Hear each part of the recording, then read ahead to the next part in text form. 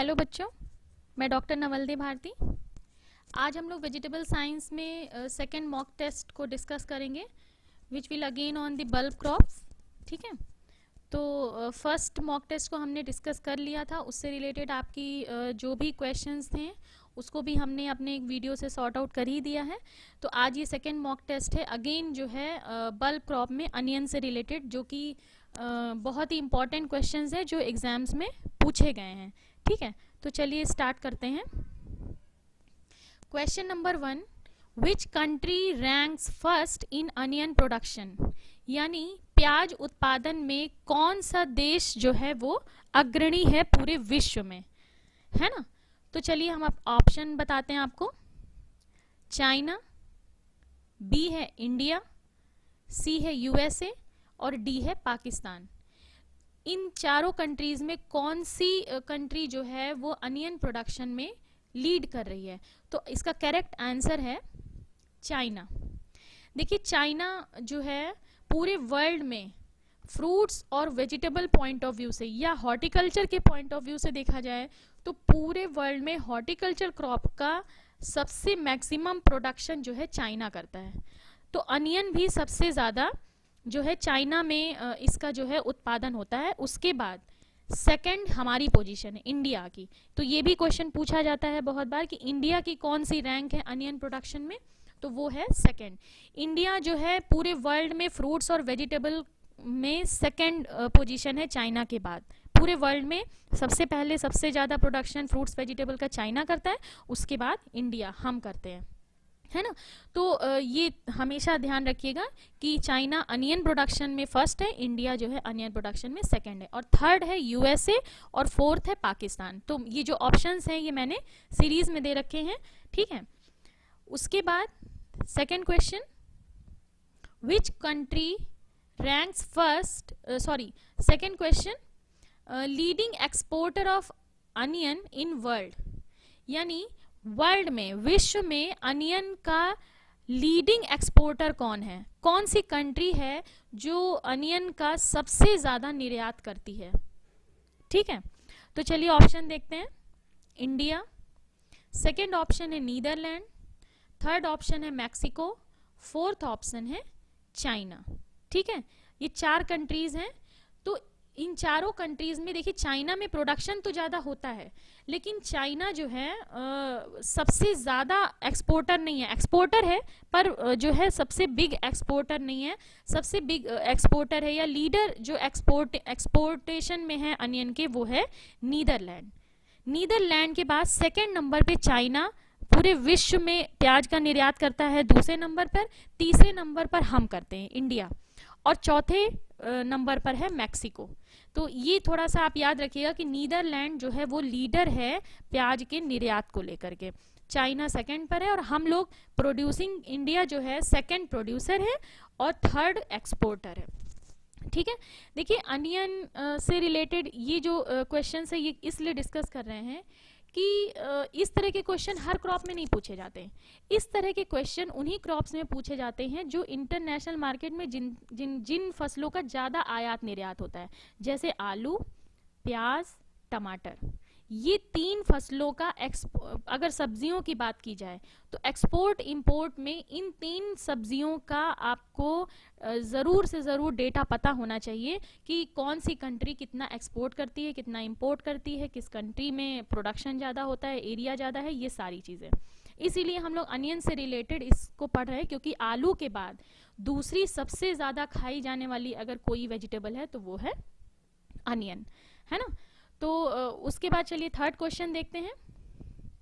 Which state is leading in onion area and production, मतलब हमारी country में कौन सा ऐसा राज्य है जो अनियन के एरिया और प्रोडक्शन में अग्रणी है, यानी क्षेत्र भी ज़्यादा है और उत्पादन भी ज़्यादा कर रहा है।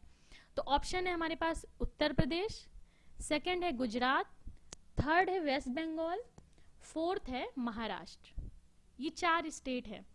ठीक है, तो सबसे इसमें जो करेक्ट आंसर है, वैसे तो अनियन का प्रोडक्शन हर स्टेट में होता है, लेकिन सबसे ज़्यादा जो प्रोडक्शन होता है वो होता है महाराष्ट्र में। ठीक है, महाराष्ट्र में सबसे ज़्यादा जो है अनियन प्रोडक्शन होता है और जो है यहीं से बहुत सबसे ज़्यादा हम प्याज का एक्सपोर्ट भी जो है विदेशों में करते हैं। और कहाँ पर मेनली हम किन कंट्रीज़ को ज़्यादातर एक्सपोर्ट करते हैं प्याज, नाम हमेशा याद रखिएगा। नेपाल को जाता है, बांग्लादेश को हम सप्लाई करते हैं, श्रीलंका को सप्लाई करते हैं, इंडोनेशिया मलेशिया को सप्लाई करते हैं इधर ईस्ट की साइड में। और वेस्ट की साइड में हम लोग किसको करते हैं, जितनी गल्फ कंट्री हैं, अरब कंट्रीज़ है, जैसे कतर है, यूएई है ना, और जो आपका सऊदी अरब वगैरह है, इन कंट्रीज़ को हम लोग जो है वेस्ट में, ये सब गल्फ कंट्री कहलाती हैं, वहाँ पर हम लोग सप्लाई करते हैं। तो ये हमारे डेस्टिनेशन है अनियन एक्सपोर्ट के। ठीक है, तो स्टेट में अगर बात की जाए तो महाराष्ट्र में सबसे ज़्यादा अनियन का जो है उत्पादन होता है। उसके बाद अगर कोई स्टेट है तो वो है मध्य प्रदेश। मध्य प्रदेश में जो है गुजरात के बाद एमपी में जो है प्याज का उत्पादन होता है। फिर थर्ड नंबर पर यूपी है और फोर्थ पर फिर है गुजरात, है ना। तो ये थोड़ा सा सीरीज है, ये आगे पीछे होती रहती है, लेकिन जो लीडर फर्स्ट में जो महाराष्ट्र है, जो फर्स्ट पोजीशन है वो महाराष्ट्र की काफ़ी दिनों से अभी भी बनी हुई है। क्वेश्चन नंबर 4, लासल गांव is the biggest market of which गांव क्रॉप। ये पूछ रहा है कि लासल गांव किस फसल की सबसे बड़ी मार्केट है। तो ऑप्शन है गार्लिक, लीक, टोमेटो, अनियन। ठीक है, तो इसमें करेक्ट आंसर है, क्योंकि हम लोग अनियन ही पढ़ रहे हैं तो अनियन ही इसका करेक्ट आंसर है। ये बहुत इंपॉर्टेंट क्वेश्चन है, बहुत कम ही लोग इसको ध्यान देते हैं कि महाराष्ट्र में एक जगह है लासल गांव, जहां पर पूरे एशिया की अगर क्षेत्र की बात की जाए, एशिया कॉन्टिनेंट की अगर बात की जाए, तो सबसे बड़ी जो है पूरे एशिया में सबसे बड़ी ये मार्केट है लासल गांव। यहीं से जो है ये बहुत इतनी बड़ी मार्केट है कि यहाँ से डोमेस्टिक जो है मार्केटिंग तो होती ही होती है, साथ ही एक्सपोर्ट इंपोर्ट के लिए भी यहाँ पर ये एक तरह का बिक्री केंद्र है प्याज का, जो कि महाराष्ट्र में है, लासल गांव। तो ये बात आप लोग हमेशा याद रखिएगा। लासल गांव क्यों फेमस है, अनियन की जो है मार्केट को लेकर के, बिगेस्ट मार्केट है। ठीक है, उसके बाद क्वेश्चन नंबर 5 है, directorate of onion garlic research is situated at. जो है डायरेक्टरेट ऑफ अनियन गार्लिक यानी अनियन गार्लिक का जो निदेशालय है वो कहाँ पर स्थित है। देखिए, अनियन और गार्लिक से का जो निदेशालय है, इसका पुराना नाम था एनआरसी, मतलब national research centre on onion and garlic. 1994 में इसकी स्थापना हुई थी और नाम क्या था, national research centre for onion and garlic. लेकिन 2008 में इसको एनआरसी का दर्जा इसका ख़त्म करके इसको डायरेक्टरेट में बदल दिया गया, अपग्रेड कर दिया गया। अब ये इसका नाम बदल करके हो गया directorate of onion garlic research. ठीक है, तो इसकी जो है यहाँ इस संस्थान में प्याज पर और लहसुन पर अनुसंधान होता है। ठीक है, तो ये कहाँ पर सिचुएटेड है, ऑप्शन है इसका पूसा न्यू दिल्ली, नासिक महाराष्ट्र, राजगुरुनगर पुणे महाराष्ट्र, और फोर्थ है गांधीनगर गुजरात। देखिए, जितने भी रिसर्च सेंटर हैं क्रॉप से रिलेटेड, एक बात हमेशा दिमाग में बैठा लीजिए कि वो उसी जगह बनाए जाते हैं जहां पर उस क्रॉप का मेजर प्रोडक्शन होता है या मेजर सूटेबल क्लाइमेट होता है। अनियन के या गार्लिक का जो सबसे ज़्यादा उत्पादन और सूटेबल क्लाइमेटिक कंडीशन महाराष्ट्र में ही पाई जाती है। इसीलिए महाराष्ट्र में सबसे ज़्यादा एरिया भी है, उत्पादन भी है, और इसीलिए लहसुन प्याज अनुसंधान संस्थान भी जो है महाराष्ट्र में ही बनाया गया है। पर महाराष्ट्र में कौन सी लोकेशन में, ये एक बार पूछा जा चुका है कि महाराष्ट्र में जो है directorate of onion garlic research कहाँ है, यानी महाराष्ट्र में भी उस स्पेसिफिक प्लेस को पूछ लिया था। तो इसलिए जो करेक्ट आंसर है वो है राजगुरुनगर पुणे महाराष्ट्र। ये बात याद रखिएगा, पुणे महाराष्ट्र से सिर्फ काम नहीं चलेगा। क्वेश्चन में पूछा गया है कि राजगुरुनगर स्पेसिफिक प्लेस का नाम भी पूछा गया है कि महाराष्ट्र में वो कौन सी स्पेसिफिक प्लेस है जहां पर directorate of onion garlic research located है। तो आंसर होगा आपका राजगुरुनगर पुणे महाराष्ट्र। ठीक है, next question, national horticulture research development foundation मतलब NHRDF ये कहाँ पर लोकेटेड है?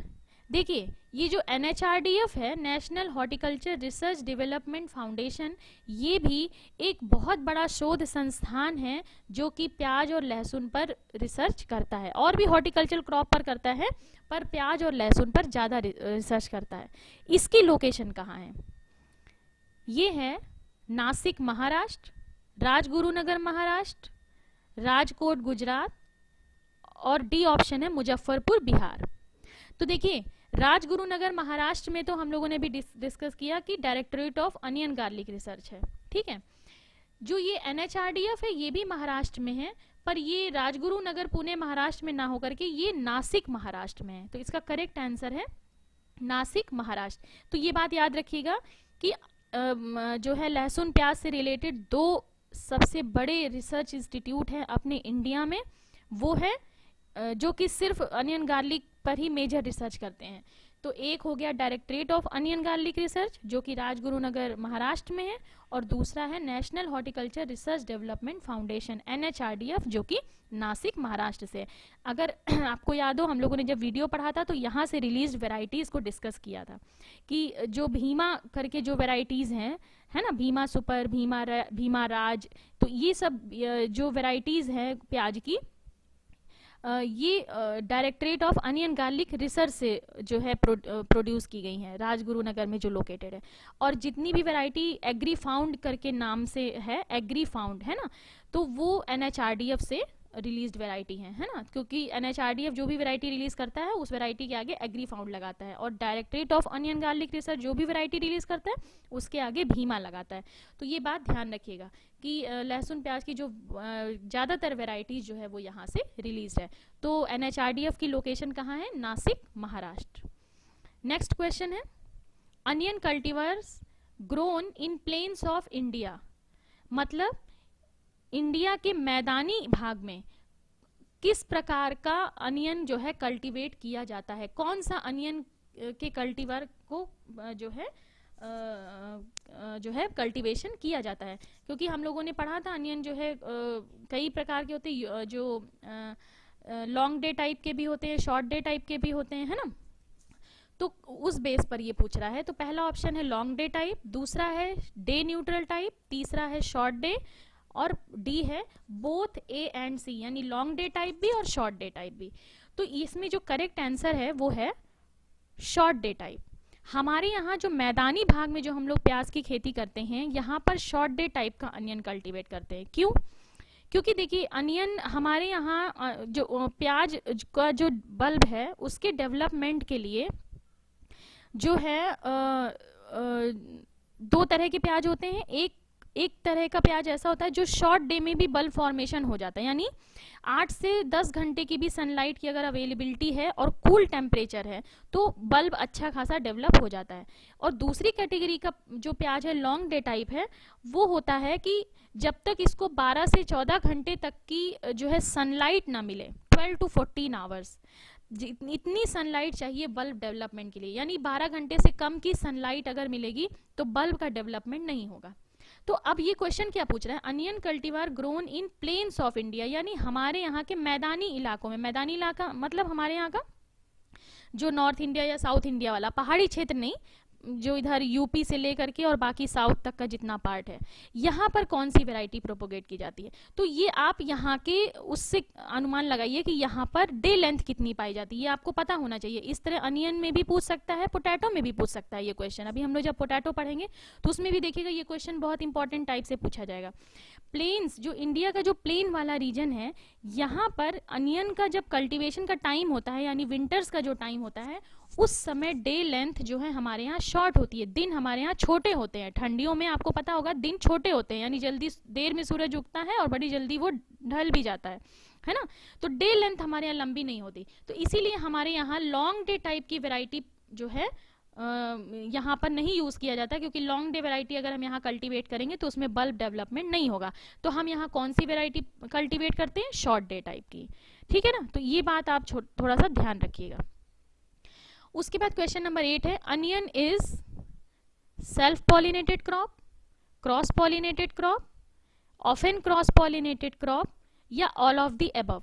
यानी अनियन किस प्रकार की क्रॉप है, ये इसमें सेल्फ पॉलिनेशन होता है, क्रॉस पॉलिनेशन होता है, ऑफन क्रॉस पॉलिनेशन होता है, या ऑल ऑफ द अबव। अब आपको पता होगा सेल्फ पॉलिनेशन क्या होता है। सेल्फ पॉलिनेशन मतलब व्हेन pollen grain या हाँ pollen grain of a flower fertilize the stigma of the same flower और the other flower on the same plant, यानी एक ही पौधे पर मौजूद जो भी फ्लावर हैं उनमें जो मेल रिप्रोडक्टिव ऑर्गन है यानी एंथर, वो जब अपने ही फ्लावर की स्टिग्मा पर या अपने ही फ्लावर की जो कार्पेल है उसको फर्टिलाइज करे या उसी प्लांट पे मौजूद दूसरे फ्लावर की कार्पेल को फर्टिलाइज करे, तो ऐसे प्लांट को कहलाते हैं सेल्फ पॉलिनेशन। ठीक है।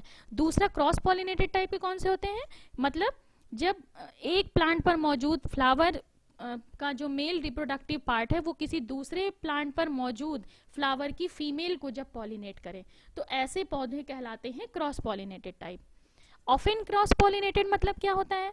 ऑफन क्रॉस पॉलिनेटेड मतलब वह पौधे जिनमें वैसे तो वो सेल्फ पॉलिनेटेड होते हैं लेकिन 15% चांसेस उनमें क्रॉस पॉलिनेशन के भी होते हैं, तो ऐसे पौधों को हम बोलते हैं ऑफन क्रॉस पॉलिनेटेड। ये बात ध्यान रखिएगा। ऑफन क्रॉस पॉलिनेटेड मतलब जनरली वो सेल्फ पॉलिनेटेड होते हैं लेकिन 15% उनमें क्रॉस पॉलिनेशन के चांसेस होते हैं। और 3 वेजिटेबल ही ऐसी हैं जो ऑफन क्रॉस पॉलिनेटेड टाइप की हैं। एक है चिली, दूसरा है ओकरा, नहीं सॉरी 2 ही वेजिटेबल है, चिली और ओकरा। चिली और ओकरा दोनों ही ऑफन क्रॉस पॉलिनेटेड टाइप की होती हैं, यानी भिंडी और चिली में सेल्फ पॉलिनेशन तो के चांसेस तो हैं ही लेकिन 15% उसमें क्रॉस पॉलिनेशन के भी चांसेस होते हैं, मिर्च में और भिंडी में। ठीक है। अब प्याज इसमें से कैसा है, तो प्याज जो है करेक्ट आंसर इसका है क्रॉस पॉलिनेटेड। प्याज में 100% क्रॉस पॉलिनेशन होता है, इसमें सेल्फ पॉलिनेशन या ऑफन क्रॉस पॉलिनेशन के चांसेस नहीं होते हैं। क्यों? क्योंकि प्याज के फूल में प्रोटेंड्री पाई जाती है। आप लोगों ने पढ़ा होगा, हमने बताया भी था पिछले सेमेस्टर में।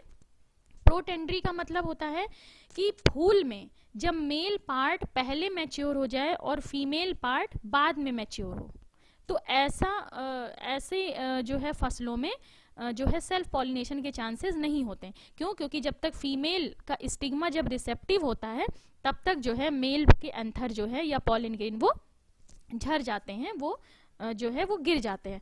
तो इसलिए ऑब्वियस सी बात है कि सेल्फ पॉलिनेशन नहीं, अनियन में क्रॉस पॉलिनेशन होता है बिकॉज ऑफ प्रोटेंड्री। ये भी पूछा गया है क्वेश्चन में कि अनियन में why cross pollination takes place in onion, तो रीजन क्या है, तो आप लिखिएगा reason because of protandry. Next question है seed rate for rabi onion is, मतलब रबी सीजन में जो अनियन बोया जाता है उसका सीड रेट क्या है। ऑप्शन है 8 to 10 kg per hectare, second option है 12 to 15 kg पर हेक्टेयर, सी है 5 to 6 kg पर हेक्टेयर और डी है 20 to 25 kg पर हेक्टेयर। तो करेक्ट आंसर है 8 to 10 kg per hectare.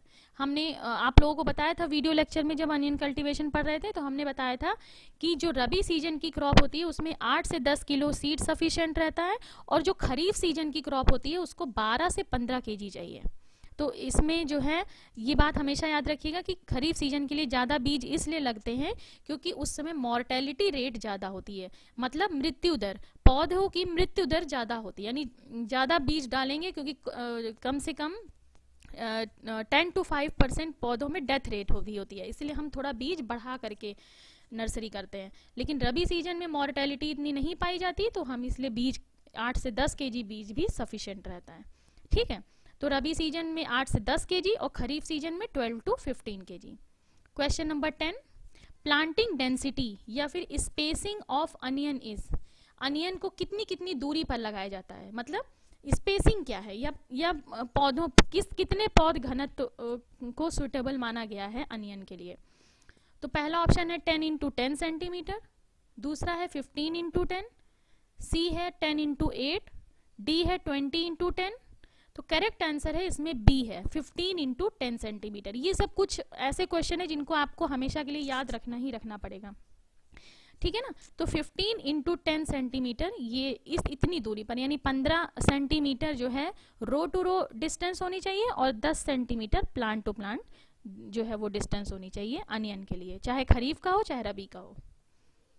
Next question है maturity index of onion for harvesting. Harvesting के लिए आप किस चीज को जो है कौन सा मैच्योरिटी इंडेक्स आप उसको मतलब देखेंगे कि कौन सा ऐसा आइडेंटिफाइंग फीचर होगा जिसको देख के आप कहेंगे कि अब अनियन हार्वेस्टिंग के लिए रेडी है, यानी उसकी मैच्योरिटी का सिग्नल क्या होगा या इंडेक्स क्या होगा। तो करेक्ट आंसर है पहला ऑप्शन है ग्रीन लीफ स्टेज, दूसरा ऑप्शन है हाफ ड्राई लीफ स्टेज, तीसरा है नेक फॉल स्टेज, और चौथा है ऑल ऑफ द अबव। ये 4 स्टेजेस हैं। तो इसमें करेक्ट आंसर है नेक फॉल स्टेज, यानी जब प्याज में आपने ध्यान दिया होगा, प्याज में जब टाइम पीरियड उसका ओवर हो जाता है तो ऊपर की जो पत्तियां होती है, जो उसका टॉप पोलर पोर्शन होता है वो सूख जाता है, और सूखने के बाद अपने आप ही वो नेक पर, जहां से प्याज से ऊपर की जो पत्ती होती है प्याज से जिस जगह पर अटैच रहती है उसको नेक बोलते हैं, उस नेक से वो पत्ती अपने आप नीचे बेंड कर जाती है, गिर जाती है। तब आप समझ जाइए कि जो है अनियन जो है हार्वेस्टिंग के लिए रेडी है। ठीक है, तो यही उसका मैच्योरिटी इंडेक्स होता है। जब तक कि टॉप खड़ा रहता है आप बिल्कुल हार्वेस्ट नहीं करेंगे। क्वेश्चन नंबर 12 है important factor for bulb development in onion. Onion में बल्ब की ग्रोथ के लिए या डेवलपमेंट के लिए कौन सा फैक्टर रिस्पॉन्सिबल है या कौन सा फैक्टर इंपॉर्टेंट है? Day length, temperature, humidity, both A and B, यानी डे लेंथ और टेम्परेचर। तो अभी हमने पिछले वाले क्वेश्चन में आपको बताया था कि हमारे यहाँ शॉर्ट डे टाइप का अनियन कल्टीवेट किया जाता है। क्यों? क्योंकि हमारे यहाँ शॉर्ट डे वैरायटी ही बल्ब जो है डेवलप कर पाएगी, लॉन्ग डे की नहीं, क्योंकि लॉन्ग डे जो वैरायटी होती है उसको ज़्यादा लंबी डे लेंथ जो है, दिन जो है लंबा चाहिए फॉर बल्ब डेवलपमेंट। तो ऑब्वियस सी बात है कि बल्ब डेवलपमेंट के लिए सबसे इंपॉर्टेंट फैक्टर है वो है डे लेंथ। ठीक है ना, तो ये बात याद रखिएगा। और फ्लावरिंग के लिए ये भी पूछा जाता है अनियन में फूल के लिए कौन सा, मतलब फूल आने के लिए कौन सा फैक्टर रेस्पॉन्सिबल है? तो वो है टेम्परेचर। ठीक है, यानी प्याज बनने के लिए डे लेंथ का इंपॉर्टेंट फैक्टर है और फूल आने के लिए टेम्परेचर। ठीक है, तो करेक्ट आंसर है डे लेंथ। लास्ट क्वेश्चन है premature bolting in onion is due to.